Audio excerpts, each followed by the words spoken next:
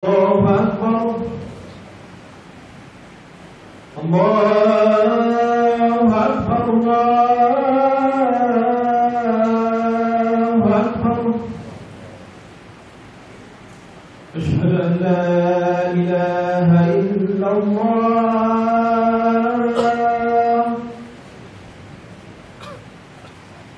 أشهد أن لا إله إلا الله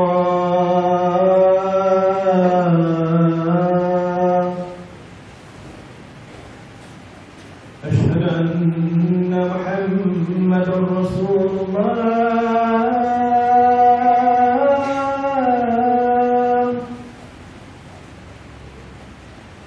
أشهد أن محمدا رسول الله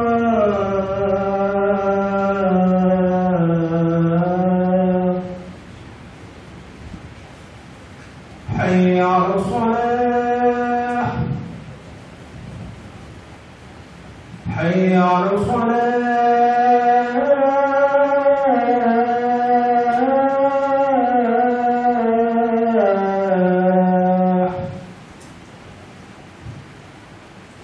حي على الفلاح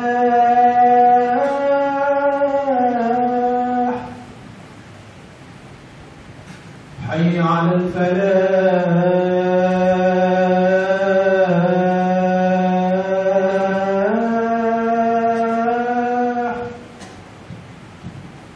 الله أكبر الله أكبر لا إله إلا الله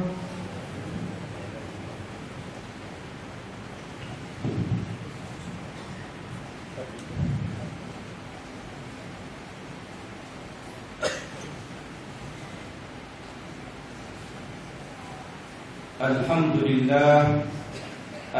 لله الذي أكملنا بكمالة الإسلام. أشهد أن لا إله إلا الله وحده لا شريك له، وأشهد أن محمدا عبده ورسوله وصفيه من خلقه وحبيبه الذي بلغ الرسالة وأدى الأمانة ونصح الأمة وكشف الغمة وجاهد في سبيل الله حق جهاده حتى أتاه اليقين. أما بعد، فيا عباد الله اتقوا الله، أوصيكم وإياي بتقوى الله فقد فاز المتقون.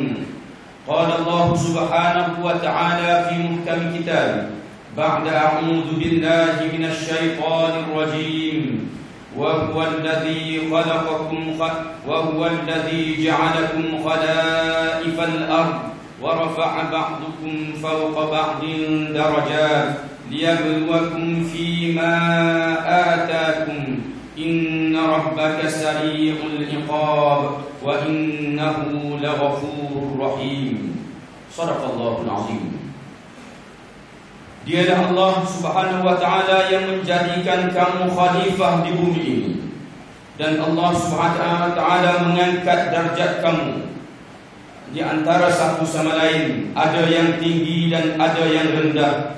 Tujuannya adalah untuk menguji kamu terhadap apa yang telah diberikan oleh Allah Subhanahu wa Ta'ala kepada kamu. Dan ingatlah bahawa Allah Subhanahu wa Ta'ala itu sangat cepat azabnya, dan Allah Subhanahu wa Ta'ala itu sangat pengampun lagi sangat menyayang. Sidang hadirin para jemaah-jemaah yang dikasihi sekalian, mari sama-sama kita bertakwa kepada Allah Subhanahu wa Ta'ala dengan sebenar-benar takwa. Kerana takwa sajalah yang akan membawa kita ke arah yang diridai olehnya. Hanya dengan takwa kita akan mampu menjadi umat yang terbaik di atas muka dunia ini sebagai seorang Islam yang mengaku beriman kepada Allah Subhanahu wa Ta'ala dan beriman kepada Rasulullah sallallahu alaihi wasallam. Pastinya menyemaikan sifat takwa dalam diri, sebagaimana pesanan pada setiap khutbah Jumaat ingin berpesan kepada kita, memfardukan kepada kita untuk kita bercerita tentang takwa kepada Allah Subhanahu wa Ta'ala. Takwa merupakan suatu perkara yang sememangnya perlu dan wajib ada dalam diri setiap manusia. Takwa yang sepatutnya ada ialah kita berhati-hati dalam melakukan tindak tanduk kita sebagai seorang hamba, agar tindak tanduk itu tidak bertentangan dengan kehendak Allah Subhanahu wa taala, dengan larangan dan suruhan daripada Rasulullah sallallahu alaihi wasallam. Sidang hadirin para jemaah Jumaat yang dikasihi sekalian, Allah Subhanahu wa taala menjadikan kita di atas muka bumi ini sebagai khalifah, sebagai manusia yang saling akan menerima warisan untuk menjaga bumi ini, yang akan bersilih ganti menjaga bumi ini. Dan Allah Subhanahu wa taala memberikan kepada setiap manusia itu harta-harta dalam bentuk pencarian mereka. Allah memberikan rezeki kepada kita dalam bentuk yang berbeza-beza. Ada yang dijadikan oleh Allah SWT sebagai orang yang kaya, ada yang dijadikan oleh Allah SWT sebagai orang yang miskin, ada yang dijadikan oleh Allah SWT sebagai orang yang sihat walafiat, dan ada kalanya kita dijadikan oleh Allah SWT orang yang berpenyakit, banyak penyakitnya yang perlu ditanggung dalam kehidupannya. Begitulah kehidupan manusia, berbagai-bagai jenis, berbagai-bagai bangsa, berbagai-bagai keadaan. Tujuannya adalah linabluwakum. Tujuannya adalah untuk Allah Subhanahu wa taala menguji kita. Allah Subhanahu wa taala menjadikan kita kaya, maka Allah nak menguji kita dari sudut harta kita. Kemanakah akan kita infakkan harta yang kita dapat, yang diberikan oleh Allah Subhanahu wa taala daripada ketetapan-ketetapan Allah Subhanahu wa taala. Firman Allah Subhanahu wa taala dalam surah Muhammad, a'udzu billahi minasyaitonir rajim, wa lanabluwannakum hatta na'lamal mujahidin minkum was-sabirin. Kami uji kamu sehingga kami tahu di kalangan kamu itu siapa yang bersungguh-sungguh bermujahadah di jalan Allah Subhanahu wa taala, dan siapa pula yang bersabar dalam menghadapi dugaan-dugaan daripada Allah Subhanahu wa taala. Tuan-tuan sedang hadirin para jemaah Jumaat yang dikasihi sekalian, begitulah kehidupan manusia yang berbeza-beza ini, tidak lain dan tidak bukan hanyalah untuk menguji kita, sama ada kita tergolong dalam kalangan orang-orang yang bersyukur ataupun kita tergolong dalam kalangan orang-orang yang kufur kepada Allah Subhanahu wa taala, orang-orang yang tidak berterima kasih kepada Allah Subhanahu wa taala. Sama ada kita tergolong dalam orang-orang yang sabar dengan ujian-ujian yang diberikan oleh Allah Subhanahu wa taala kepada kita, ataupun kita akan menjadi orang yang sentiasa keluh kesah, orang yang sentiasa komplain dengan apa yang telah ditetapkan oleh Allah Subhanahu wa taala kepadanya. Kerana itu, mari sama-sama kita bermuhasabah diri, melihat ke dalam diri kita tentang apakah nikmat yang telah diberikan oleh Allah Subhanahu wa taala kepada kita, agar kita tunaikan segala permohonan-permohonan, segala perintah-perintah daripada Allah Subhanahu wa taala. Sidang hadirin para jemaah Jumaat yang dikasihi sekalian, kemudian setelah Allah bercerita kepada kita berkenaan dengan nikmat-nikmatnya, berkenaan dengan apa yang telah diberikan kepada kita semua, yang telah diberikan kepada seluruh manusia, untuk manusia bersyukur, untuk manusia menilai nikmat-nikmat Allah Subhanahu wa taala dalam kehidupan kita, tujuan untuk kita diuji, untuk kita diteliti tentang apakah kita telah menjalani kehidupan dalam keadaan yang diridai ataupun tidak diridai oleh Allah Subhanahu wa taala. Secara umumnya kehidupan kita ini semuanya adalah merupakan ujian Allah. Kaya kita ujian, miskin kita ujian, sehat kita ujian, sakit kita juga merupakan ujian Allah Subhanahu wa taala. Pendek kata, semua perkara yang kita temui dalam kehidupan kita ini adalah merupakan ujian Allah Subhanahu wa taala kepada kita. Dan bila mana Allah SWT bercerita kepada kita dalam bentuk yang sedemikian, maka datangnya ancaman Allah bahawa inna rabbaka sari'ul iqab, sesungguhnya Tuhan kamu itu cepat pembalasannya. Disebutkan kenapa? Disebutkan cepat pembalasannya kerana perkara-perkara yang ditunggu ini, yang tidak kita inginkan ini, biasanya akan kita rasa cepat berlaku. Kita secara keseluruhannya, setiap manusia tidak mahu menjadi tua. Cuba tanya orang tua, dia akan kata cepatnya aku dah tua. Berbanding dengan kanak-kanak, berbanding dengan orang-orang muda yang mana mereka merasakan bahawa alangkah baiknya kalau mereka masih berada dalam keadaan sehat, mereka masih berada dalam keadaan bertenaga. Akan tetapi permohonan-permohonan itu juga tidak diperkenankan oleh Allah Subhanahu wa taala kerana sudah menjadi lumrah manusia. Apa yang dia inginkan itu dirasakan cepat berlalu. Umur yang muda dirasakan cepat berlalu. Tenaga yang kuat dirasakan cepat hilangnya, sampai akhirnya kita merasakan bahawa kita tidak lagi bertenaga, kita tidak lagi mampu untuk meneruskan kehidupan di atas muka dunia ini kalau kita dipanjangkan umur oleh Allah Subhanahu wa taala. Dan sebagai timbal balasnya, Allah SWT menyebut wa innahu lawafurur rahim. Walaupun aku ini, kalau kamu banyak berbuat kesilapan dan berbuat dosa kepadaku, dalam keadaan kamu enggan untuk bertaubat, maka sedarlah bahawa aku akan cepat memberikan pembalasan kepada kamu. Akan tetapi kalau kamu segera bertaubat, kamu segera kembali kepadaku, maka aku juga merupakan Tuhan yang Ghafur, Tuhan yang Maha Pengampun, Tuhan yang Maha Penyayang, yang mengampuni dan menyayangi seluruh hamba-hambanya yang bertakwa kepada-Nya. Sidang hadirin para jemaah-jemaah yang dikasihi sekalian, ayat yang saya bacakan itu menunjukkan kepada kita, boleh kita simpulkan kepada beberapa perkara yang merupakan tuntutan dalam kehidupan kita. Pertamanya, Allah Subhanahu wa taala menjadikan manusia dengan tugas-tugasnya. Tugas manusia ini yang pertamanya adalah al-ibadah, beribadat kepada Allah Subhanahu wa taala.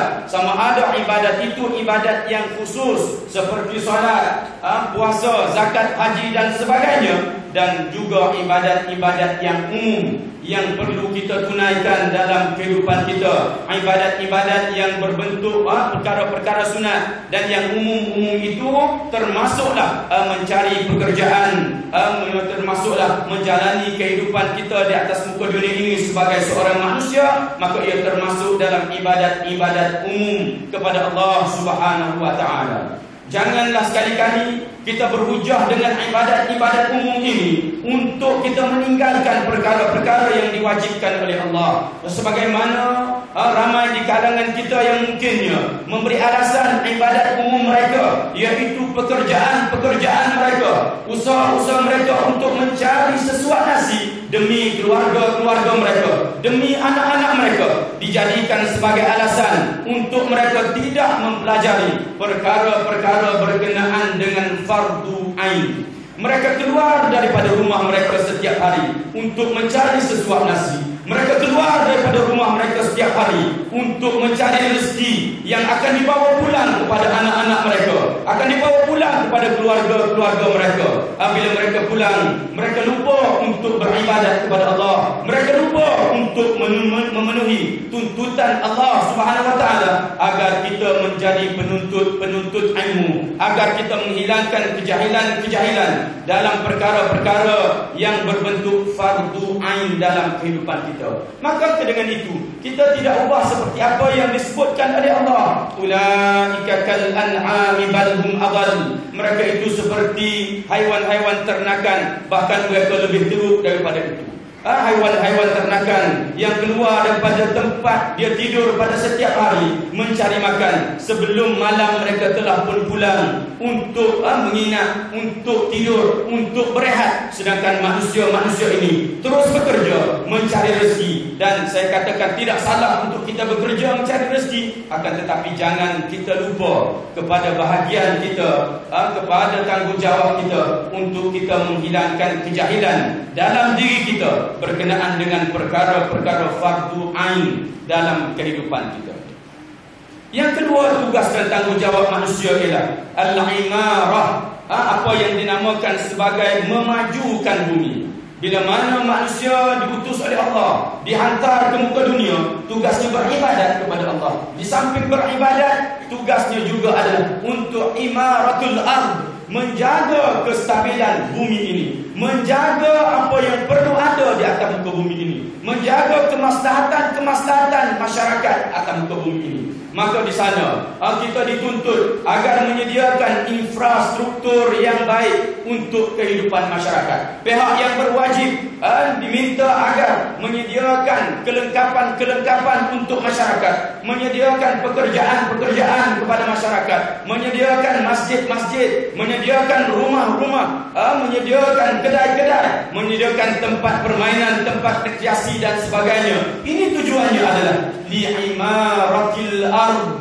untuk mengimarahkan bumi ini, atau dalam arti kata yang lain, untuk memajukan bumi ini, untuk kita diaminya dalam keadaan yang selesa. Dan tanggungjawab ini telah banyak dipenuhi, bahkan dipenuhi oleh orang yang bukan Islam secara yang lebih baik daripada yang kita lakukan. Di Jepun sana, mereka telah melakukan perkara-perkara yang disebutkan ini. Imaratul ard ini, menjaga kepentingan rakyat ini, mungkin lebih baik daripada kita. Di negara-negara maju yang lain, mereka menjaga kepentingan rakyat mereka, mungkin lebih baik daripada kita sebagai rakyat di bumi Malaysia ini.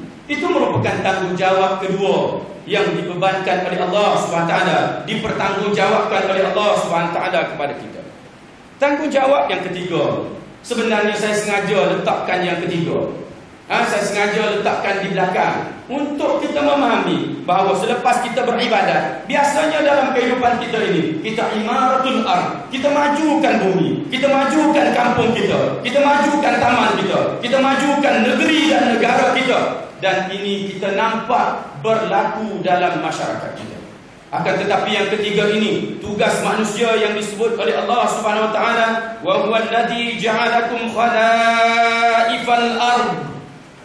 Dialah yang menjadikan manusia ini khalifah di bumi ini. Tugas khalifah adalah untuk membina kekuasaan di muka bumi, bagi menjalankan perintah-perintah Allah Subhanahu wa taala. Itu tugas orang yang dinamakan sebagai khalifah, orang yang dihantar ke muka bumi ini untuk menjaga bumi, bukan saja jaga untuk beribadat kepada Allah saja, bukan saja jaga untuk mengimarahkan bumi, membuat pembangunan saja, akan tetapi tugas mereka juga adalah li khilafatil ard, untuk menjaga bumi dengan hukum-hukum Allah Subhanahu wa taala. Jika kita hubungkan dengan ibadat-ibadat yang kita buat, sama ada dalam bentuk umum dan khusus tadi, maka nyatalah kepada kita setiap tindakan-tindakan kita adalah merupakan perkara yang akan ditanya oleh Allah Subhanahu wa taala. Kita akan dipertanggungjawabkan oleh Allah Subhanahu wa taala, dan berkenaan dengan membina kekuasaan di muka bumi untuk menjalankan perintah Allah Subhanahu wa taala. Bukan sahaja ulama-ulama Malaysia menyatakan wajib, bahkan ulama-ulama dunia yang tidak mengenali parti-parti politik di Malaysia pun menceritakan kepada kita bahawa membina kekuasaan untuk menjadikan Islam ini berkuasa dengan undang-undang yang perlu dilaksanakan adalah merupakan fardu ain ke atas setiap individu yang beragama Islam, yang tinggal dalam sesebuah negara yang belum ada kerajaan yang namanya kerajaan Islam, yang mentadbir negara berasaskan hukum-hukum Islam. Ini merupakan fardu ain. Bila mana kita katakan fardu ain, disebut oleh ulama sebagai fardu ain kerana tidak adanya negara Islam. Bila dah ada, maka dia bertukar menjadi fardu kifayah. Dia bertukar menjadi fardu kifayah kerana kalau benda itu telah pun wujud, Islam telah pun didaulatkan di atas muka bumi ini, maka menjadi fardu kifayah. Sebelum itu, maka kita dipertanggungjawabkan untuk sama-sama membantu. Wa ta'awanu 'alal birri wat taqwa wa la ta'awanu 'alal itsmi wal 'udwan. Bertolong-tolonglah kamu di atas kebaikan dan ketakwaan kepada Allah Subhanahu wa taala, dan jangan sesekali kamu bertolong-tolongan dalam melakukan maksiat kepada Allah Subhanahu wa taala. Jangan sesekali kamu bertolong-tolongan untuk memperluaskan lagi atau untuk merancangkan lagi aktiviti-aktiviti sama ada judi, sama ada arak, ataupun perkara-perkara yang sememangnya bertentangan dengan Islam, termasuklah maksiat-maksiat yang dilakukan secara terang-terangan yang kadang-kadang sudah tidak dinilai sebagai maksiat di kalangan masyarakat. Perkara-perkara yang keji, perkara-perkara yang berbentuk maksiat kepada Allah SWT ini kadang-kadang tidak dipandang salah lagi oleh masyarakat kerana jauhnya masyarakat dengan fahaman-fahaman Islam. Dalam bentuk persembahan-persembahan, tarian-tarian, nyanyian-nyanyian dari yang disampaikan oleh perempuan-perempuan, sama ada yang beragama Islam ataupun tidak lagi dipandang suatu perkara yang salah, tidak lagi dipandang sebagai perkara yang berbentuk maksiat kepada Allah SWT.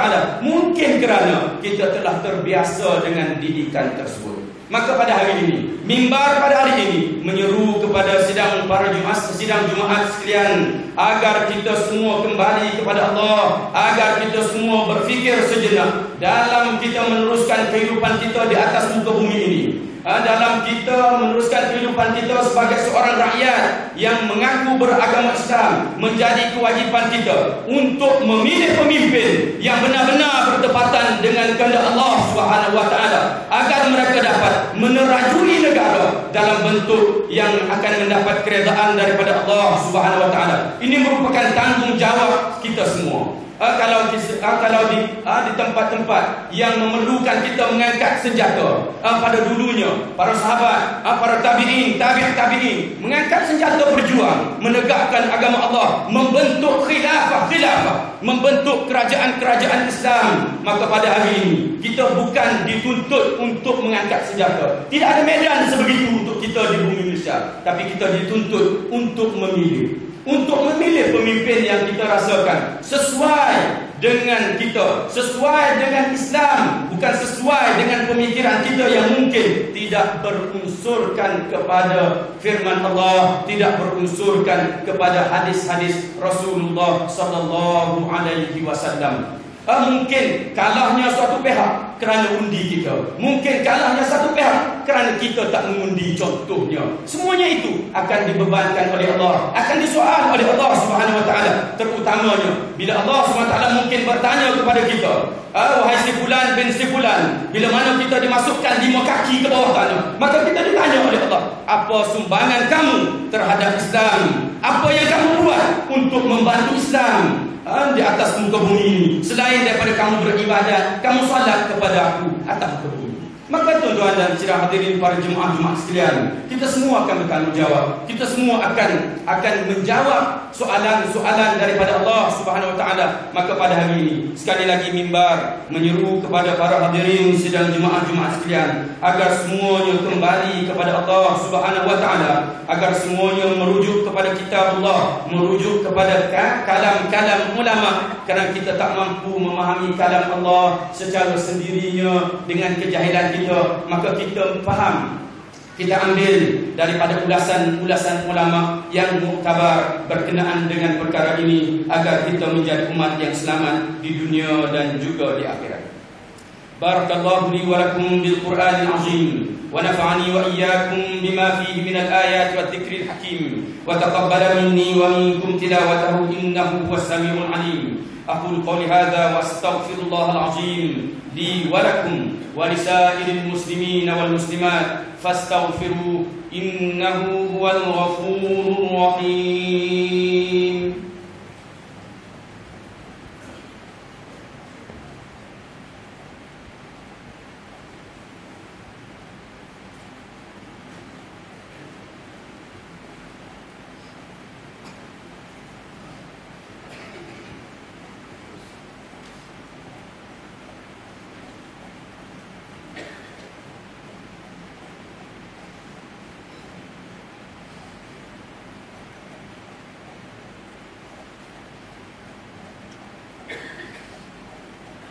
الحمد لله الذي جعلنا من المسلمين ورزقنا من الطيبات. أشهد أن لا إله إلا الله وحده لا شريك له وأشهد أن محمدا عبده ورسوله. اللهم صل وسلم وبارك على سيدنا محمد وعلى آله وصحبه ومن تبعهم بإحسان إلى يوم الدين.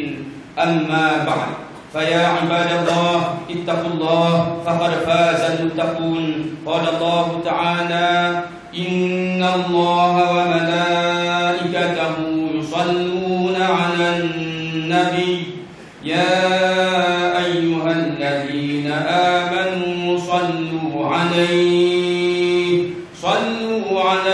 وسلموا تسليما اللهم صل وسلم على سيد المرسلين وارض اللهم عن أصحابه وقرابته وأزواجه وذرياته أجمعين اللهم اغفر للمسلمين والمسلمات والمؤمنين والمؤمنات الأحياء منهم والأموات إنك سميع قريب مجيب الدعوات ويا قاضي الحاجات اللهم إنا نسألك ونتوسل إليك بنبيك الأمين ونسألك بأسمائك الحسنى وصفاتك العظمى أن تحفظ بعين عنايتك الربانية وبحفظ وقايتك الصمدانية جلالة ملكنا المعظم سلطان سلانغور سلطان شرف الدين إدريس شاه الحاج ابن المرحوم سلطان صلاح الدين عبد العزيز شاه الحاج اللهم علم الأمن والهداية والتوفيق والصحة والسلامة منك لولي عهد سلانغور تنكو أمير شاه ابن سلطان شرف الدين إدريس شاه